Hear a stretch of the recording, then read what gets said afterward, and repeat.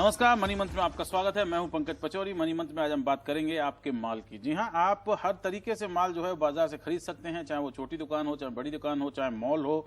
और अब देश में विदेशों की तरह ही डायरेक्ट सेलिंग का प्रचलन जो है धीरे धीरे बढ़ता जा रहा है।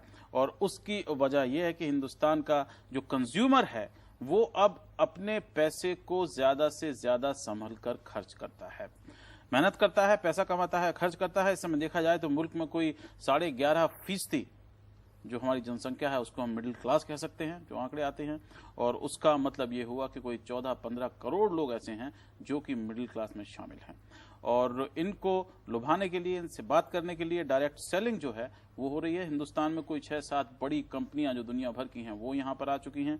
और साथ ही उसके ये भी चीज सामने आ रही है कि अब चिंताएं दिखाई जा रही हैं कि रेगुलेशन जो है वो कैसे होगा, डायरेक्ट सेलिंग को किस तरह से बेहतर तरीके से लोगों तक पहुंचाया जा सकेगा। डायरेक्ट सेलिंग का सबसे बड़ा उदाहरण अगर देखा जाए तो हमारे मुल्क में वो इस समय SMS सेलिंग है। आप SMS के जरिए जो है मार्केटिंग की जाती है और लोग उससे खरीदते हैं। हमारे पास 3 खास मेहमान यहाँ पर मौजूद हैं।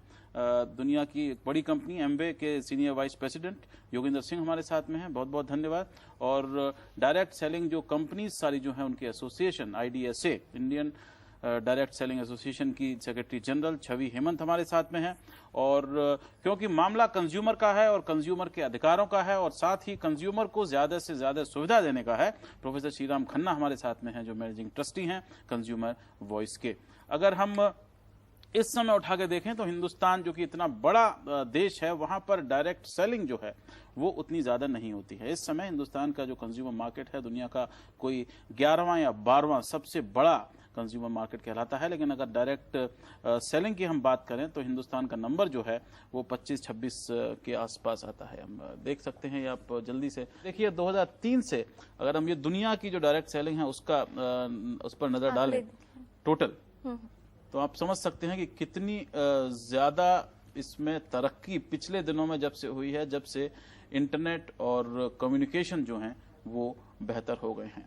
कोई पिछले 3 साल में सबसे ज्यादा हुई है। अगर आंकड़ों से देखा जाए तो 2007-8 में करीब 14% से 15% तक की ग्रोथ हुई थी और 8-9 के अंदर 17-18% की ग्रोथ हुई थी और 9-10 के अंदर 24% की ग्रोथ देखी। 4120 करोड़ रुपए जो हैं वो अब 2009-2010 के हैं। और ये बावजूद इसके है कि 2008-2009 में दुनिया भर में मंदी चल रही थी और लोग कह रहे थे कि देश में भी मंदी के आसार नजर आ रहे हैं। मार्केट साइज अगर हम देख लें तो ये आप देख सकते हैं कि किस तरह से तेजी से बढ़ रहा है। लगभग दुगना सिर्फ 5 साल के अंदर मार्केट जो है वो हो गया है हिंदुस्तान में डायरेक्ट सेलिंग का। तो ये मोटी बातें इसमें नजर आती हैं। लेकिन फिर भी अगर हम देखें तो इतने बड़े मार्केट में अभी भी अगर हम नंबर उठा के देखें तो हिंदुस्तान का नंबर जो है वो पेरू और स्पेन के आसपास आता है। और हम जो हैं वो मलेशिया, कोलंबिया, छोटे छोटे देश हैं, थाईलैंड हुआ, इटली हुआ, इनसे अभी भी पिछड़े हुए हैं। क्यों, ऐसा क्यों है कि अभी भी $1 बिलियन जो है वो हम डायरेक्ट सेलिंग में इतने बड़े मुल्क में नहीं पा पाए?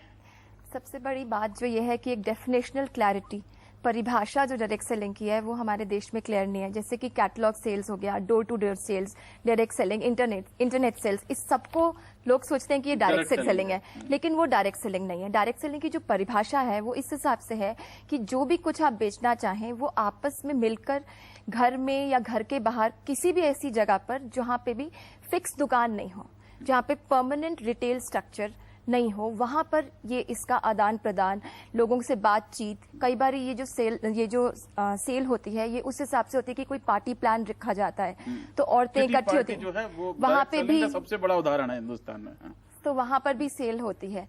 और जहां तक देखा जाए कि इन आंकड़ों में काफी सारे जो हैं महिलाएं इसके अंदर इन्वॉल्व हैं, महिलाएं इसमें इन्वॉल्व हैं, करीब 70% महिलाएं हैं इस पूरी डायरेक्ट सेलिंग के अंदर। तो जो हम IDSA, Indian direct selling association जो रिप्रेजेंट कर रहा है वो डायरेक्ट सेलिंग को रिप्रेजेंट कर रहा है जहां पे एक दूसरे से मिलकर बातचीत कर प्रोडक्ट की बिक्री होती है।